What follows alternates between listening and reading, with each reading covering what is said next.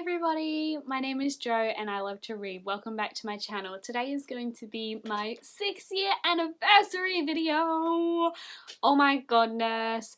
So for those who are new to the channel or haven't seen this video at all, I do one every year on the anniversary of my channel because I think it's a really fun way to reflect on what I've learnt in another year of BookTube, to celebrate the fact that I've been here for another year, and to talk about my stats, which I love doing. So this is not going to be a video that's talking about my reading or my book stats. That comes at the end of the year, like everybody else, which is fast approaching. I actually filmed this video weeks ago and wasn't happy with it, so hopefully I'm happy with this quality and I can get this video out ASAP because my anniversary year is actually at the end of July. As a little bit of a history quick for my channel, I kind of feel a little bit like a relationship that has broken up and then got back together because I never know which time to do my anniversary on. I had a big break in the middle or to the start-ish of my BookTube career, so I almost feel like I should make that my start. But I also like to include the whole thing because I think the whole evolution I've learned something on. So that's why I talk about the fact that I've been here for 6 years. First, I'm going to briefly talk about what I've learnt this year because I feel like the stats are the super fun part, but it's also good to talk about what you've learnt. So I've learnt this year that hobbies can ebb and flow.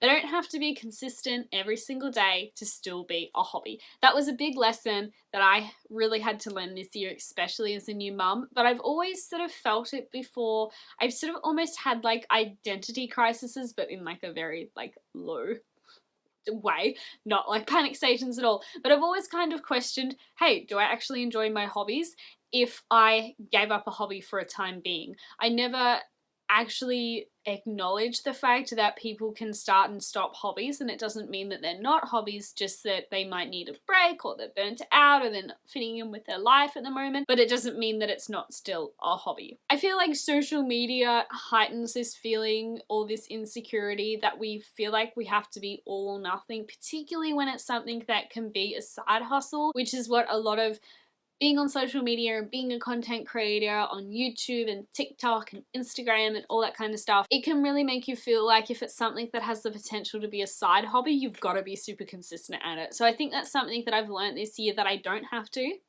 It's fine. Obviously, if I wanted to make this a business, I would have to be a bit more consistent, but it doesn't mean that you can't get to the point of monetization being a bit less consistent. So this is kind of something that I'm learning a bit.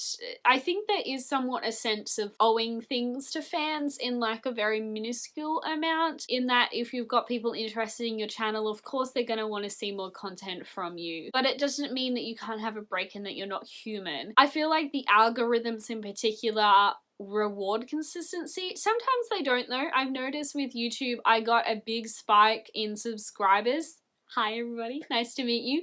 When I posted my short about purchasing a copy of the Prisoner of Azkaban Min and Lima edition, that like as soon as I posted that, I got like massive jump in subscribers for me. Like nothing crazy, not like 20, but I got 5 new subscribers, which is like heaps for me. So there are certain things that you can do, like if they're trying to push new types of content that can help increase things, but generally it rewards consistency, which can be really frustrating if you're someone who can't be consistent or doesn't want to be consistent or chooses not to be consistent, but you still are worthwhile and you can still kind of make a mark and you can still enjoy things. So I'm really happy with the way that I'm doing things at the moment. I'm not ready to come back to BookTube in any sort of regularity or schedule. Even posting once a week is just too much for me to think about at the moment. But I'm also really proud of myself for sticking at it because this has been a great way to keep my identity as a new mum and to feel like achieved and creative and all those good kinds of things. So that is what I've learnt this year. Now to talk a little bit about how consistent I was as we start to get towards the stats portion of the video, because I think it is important in talking about stats and giving a bit of context. I'm sure there's some people, maybe, that are thinking, she's been here for 6 years and she has less than 500 subscribers, like what? I know that that's also a reality for some people. I've seen frustrated videos where people are like, I put out content and because I don't have the right look or I don't read the right things or whatever, then I get nowhere. Mine, I feel like it's effort. Not that I don't love you all and don't love being here, but again, you know, time of my life, season of my life, I'm prioritizing other things, but I'm still loving to be here and I still appreciate everybody. But I feel like some consistency is good context. This year, this is like the first year that I've done BookTube, 17 months old, and this is the first year I've done BookTube since I've had a baby. He was born in May. Yeah, and I'm like late with this video and my anniversary year is July, so that makes sense. So like when I did my last year anniversary video, I had just had him, so he's newborn, new mum, whatever. This has been the first full year that I have had a baby and have been also doing a BookTube channel. So it's been a bit intense. Funnily enough, the first 6 months of having a new baby, I was actually once a week consistent on getting a video out. And I think I really needed that. I think it was, and again, talking about the whole, I needed my own identity as a new mum. This was like a reason to keep me reading, to keep connected to people that have got nothing to do with being a mum, but also meeting and talking to some lovely other mums. That was really cool. Then things got a lot harder. Miles started napping less. Then like when they're a newborn, they nap all the time. But then he turned, I can't remember exactly what month, it was like 5, 6, 7 months. It was only napping for half an hour at like a time. And that was really, really hard. And I feel like that's when my consistency really dropped off. The start of this year, I could not keep any consistency whatsoever. And I'm still not committing to consistency, as I've said. The only other thing that I do want to say as well is that I really want to get better at replying to comments like straight away, because I read them straight away because I love them, but then I don't reply for like a week or even longer, and I feel so bad about it, and I want to get better at it, replying consistently. It's not like I get comments all the time. So let's get into the stats. A thing that I like to do is combine my percentage growth for subscribers over the years that I've been tracking, which is prior to this year, it was 3 years that I had statistics for. At the end of the last anniversary year, using the previous 3 years of data, I had an average subscriber growth percent of 80. I predicted that based on my average growth, I would have 464 subscribers at the end of this anniversary year. That didn't happen. That's cool. I was really not expecting to hit that number, and it doesn't bother me in any way, shape or form that I didn't hit it. The numbers interest me, but they're not the whole picture. I do this because I love it, not for the numbers. That being said, where did I land with subscribers? Well, I actually landed at a lovely number of 358. So I didn't quite gain 100 subscribers in the year, but I got close to it, which was really cool. My subscriber growth ended up for that year being 31% instead of the 80%, which is my average. Now, looking at all of these statistics now, for the last 4 years of data, I'm expecting, well not expecting, but like my average growth out of all those percentages together now is 68%. That's what we're going to put in as like a prediction for next year, that I'm expecting, or that I'm thinking that my subscriber growth based on numbers could be 68%. And that would actually bring my number up to 600. Now to try and facilitate this a bit, it doesn't really matter whether I do or not, but I'm thinking that I am going to jump out of my comfort zone and do shorts a bit more. The main way that I've been thinking about doing them is I would like to do a quick TBR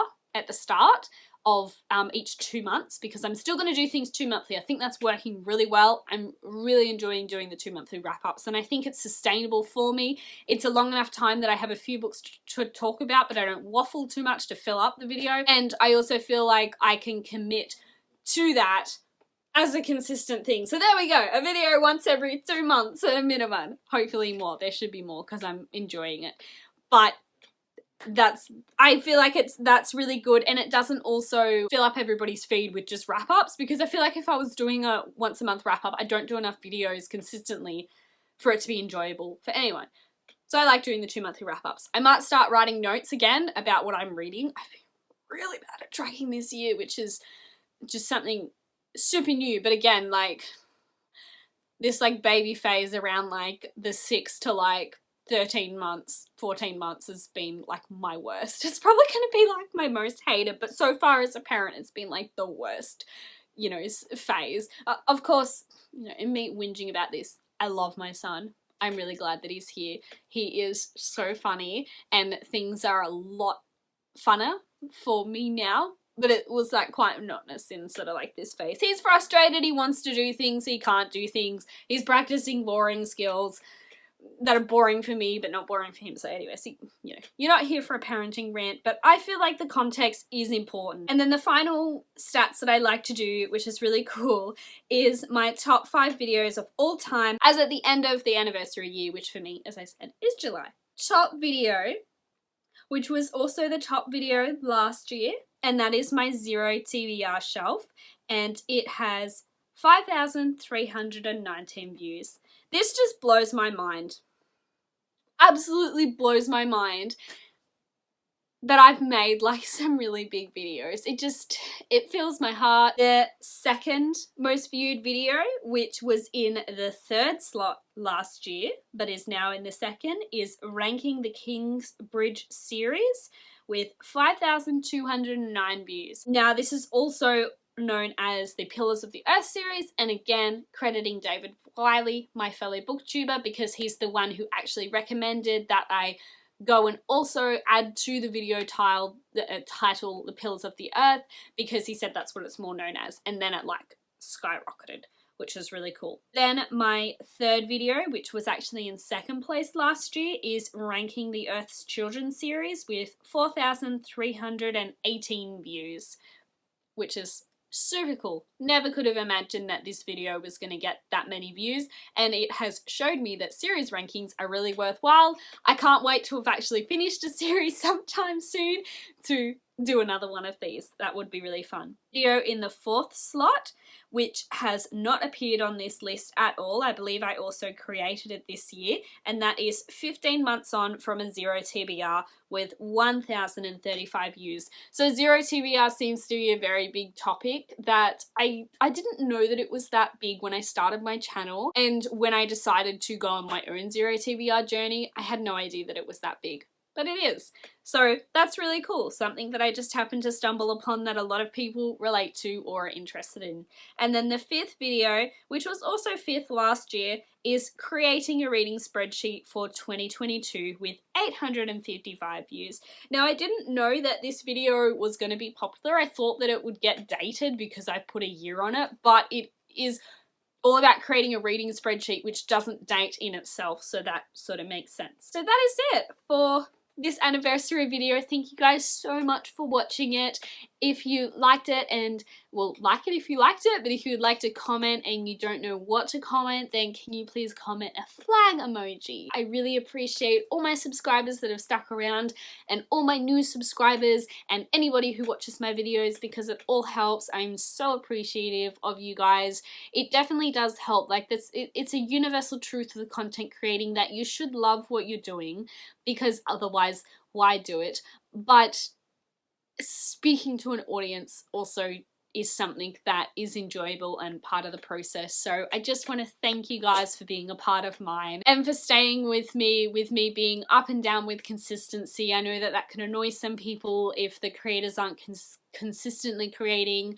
I can't promise you anything except for fun content if you enjoyed listening from me, and I hope to see you guys all again in another video. Have a lovely end of your year, and I'll chat to you next time. Bye!